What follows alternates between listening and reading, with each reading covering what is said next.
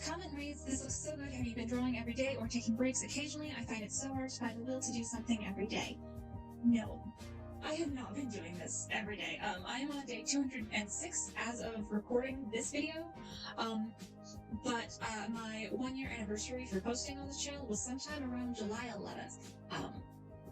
So, besides, I personally think that drawing every day is overrated and a bad idea because taking breaks for both your physical and mental health is important. As for finding the will or the motivation to do something consistently, I think that is also overrated. In my personal opinion, the best way to form a habit is to remove the barriers that prevent you from doing the thing.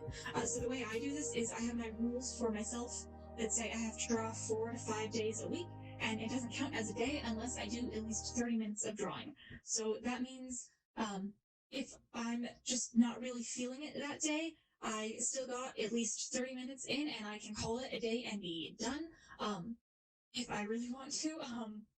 But if I get into what I'm drawing, I can just keep going. The other thing I recommend is having a book like Bridgman or Loomis that you have committed to drawing all the way through, because this means that if you don't know what you want to draw that day and you don't have the mental energy to figure out what you want to draw, you can just sit down, set a timer for 30 minutes or however long you decide, and draw through the book. And when your timer is off, you mark your place, close it, and walk away. If you want to, you can keep going. And that counted as a day of drawing. The other thing I find really helpful is saying I'm going to draw at this time, and make that time be immediately after a transition period is also very helpful. So if you're coming home from work or school, instead of sitting down on the couch and scrolling through TikTok, instead you sit down at your desk or the table and set your timer and draw. So instead of having to start and build that momentum, you're just keeping the momentum from that transition. And that also makes things easier, at least for me personally. So basically, find a system and put it in place that makes it easy for you to draw or do whatever thing you are trying to do.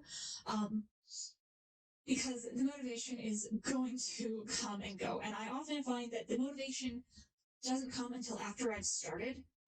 I've had times when I've sat down and set my timer for 30 minutes and just thought to myself, I'm only doing this for 30 minutes today. And then I get going and I end up spending 3 or 4 hours at my desk drawing because I got into what I was doing and I was really enjoying it.